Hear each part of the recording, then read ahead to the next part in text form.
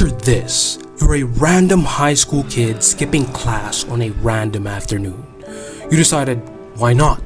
The childhood friend who you've been in love with all this time, who even made a pinky promise with you to marry once you're older, has just gone out and made it official with your best friend.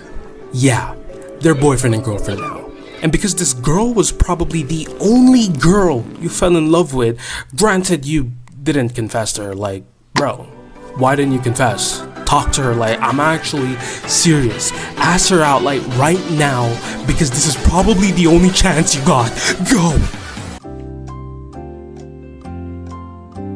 And I get it, you genuinely like this girl, but you're moping and sulking about and you're so mad at the world, you suddenly get this bright idea that this time, things will change.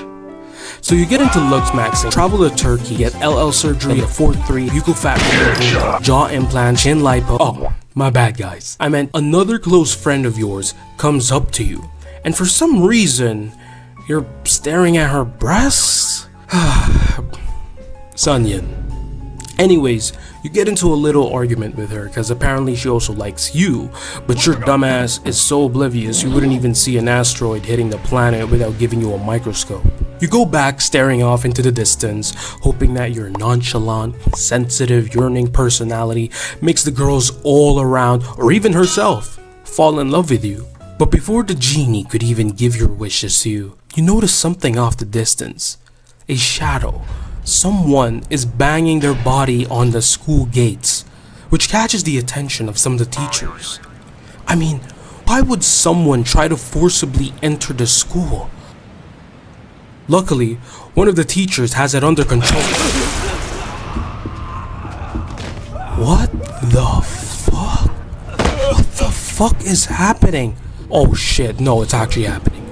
Shit, it's actually happening. Bro, let's go. Bro, let's go. Let's move. Let's move faster. Come on, move it. We need to alert everyone. We need to alert people what's happening outside. I mean, sure, go ahead, take the hand of the girlfriend of your best friend. I don't care. Let's just leave this place. We need to be safe. I don't care. Let's go. Boy, what the hell are you talking about? I'm already getting jiggy with shut your bitch ass up and follow me. Now unfortunately, before Takashi, Rei, and Hisashi could even get out of the school early, an announcement on the PA system alerted everyone about the situation. The only downside was the undead followed him in the room, and now the whole school has heard a man screaming, calling for help while being ripped to shreds.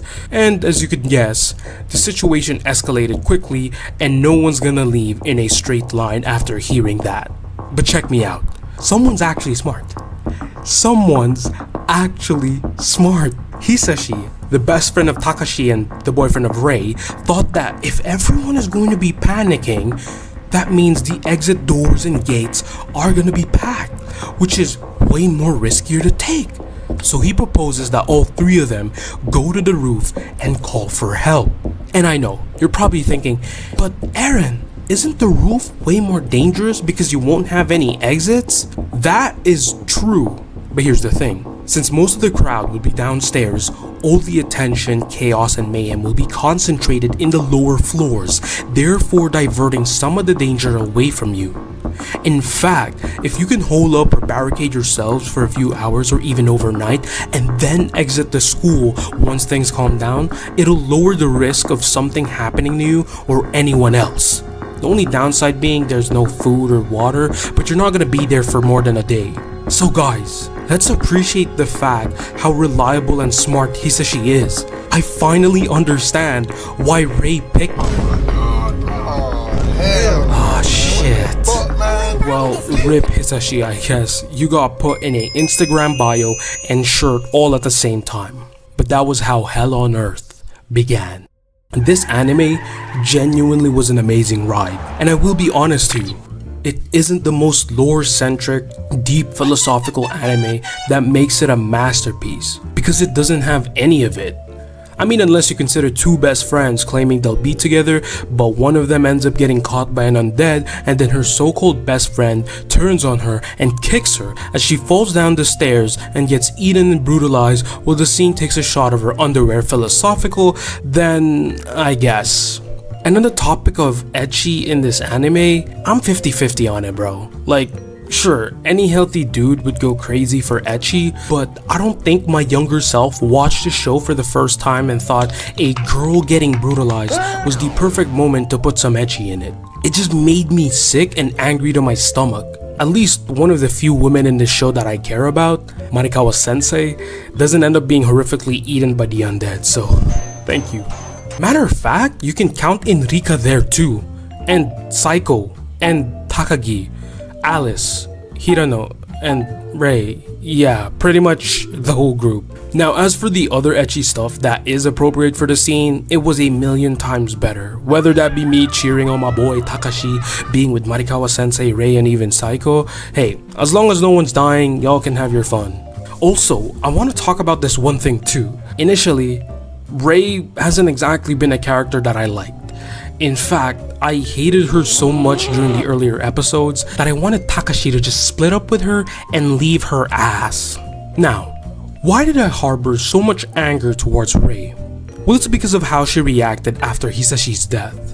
I understand her lashing out and getting really emotional after seeing her childhood friend kill her boyfriend, and as a viewer, I sat there and respected her grief. But she decided to drag in Takashi by saying the reason he did all this was because of how jealous he got over Hisashi and her dating. Brother, if I was Takashi, I would have gone and said, hey, he's my best friend too. But do you think it makes it any easier for me to not only kill a human, but also my best friend just because I was jealous? Fuck no! But hold on, that's not the worst part. Because you see, Takashi wanted to let some steam out. He wanted to bash some undead heads, and hopefully by then, Rei cools off. But guess what happens? Rei suddenly switches and gets terrified at the thought of being left alone by the only person that could protect her when she needs to.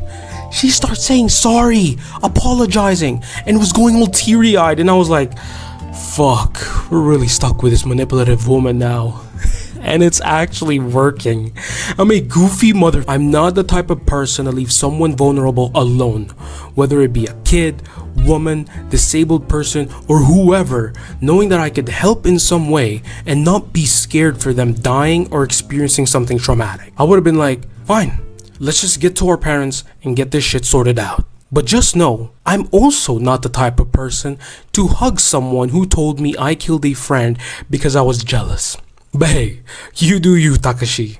Then, later down the line, I started softening up to her. Although her randomly mentioning Hisashi definitely made it seem like the whole incident was Takashi's fault. But fuck it, I guess. Let bygones be bygones. And two of my most favorite characters in the show are Saiko and Hirano. For Saiko, dude, it's so obvious. She's chill, insanely powerful, actually thinks calmly, doesn't let her emotions get the best of her, and even with her flaws, I can't even consider them as a flaw. Because she talks about how much she struggles with getting way too excited, harming someone even before the apocalypse. But the thing is, she did it against an evil person. Saiko acted as this sort of decoy to a molester. But since she knows how to fight and had her training sword with her, she broke a lot of this fucker's bones. She feels guilty over it. All I'm gonna say is this. That's one less scum off the street. Of course, I actually wouldn't say that to her because I think Takashi's words of encouragement and action Hell no, man. What the fuck, man? Get your ass on. is already sufficient. Let's just move on from that. And we also have Hirano. I actually like this dude. I mean, sure, he definitely acts weird sometimes, but he's pretty chill. When Rei and Takashi got separated from the group, he was the guy who stood up against the weirdo teacher. Honestly, I thought Saiko was perfect enough to beat the crap out of the teacher, but Hirano standing up and threatening him was fucking cool. At least he actually prevented something bad from happening to the girls of the group and made sure everyone got off the bus safely. Unlike someone. Like, come on, Takashi. Haven't you heard? Never fucking separate from each other. Y'all are the bare minimum for a buddy system. The moment one person deviates, they could easily get picked off. Man, I wish you had the same urgency and threat as Hirano, bro. Fuck! Anyways, I like Hirano, but please release the Hirano files because this is something I cannot defend you, bro. Lastly, I like Takagi. Now, I'm not crazy about her, but what do I think of her ending up with Hirano? Yeah, they work so well with each other that I wouldn't mind them being together. Not that surviving should be our #1 priority, but you get the gist of it. And last but not the least, two of the most peak women in this series that I would never, ever pull out of. I mean, being proud of. Is that a word? Yeah, those two are Marikawa Sensei and Rika. Marikawa Sensei isn't really that reliable, I will admit that. Matter of fact, there's only two things she's good at, but I can guarantee you these two things is what's keeping this group alive. First, she's a medic, and second, she barely makes any noise. Like, those two things are the essentials when it comes to surviving in a zombie apocalypse. So I'm glad the #1 baddest woman in the show actually knows how to stay quiet no matter how clumsy or incompetent she is. She is freaking amazing. As for Rika, there's not much for me to say. I'm gonna just show you all this clip.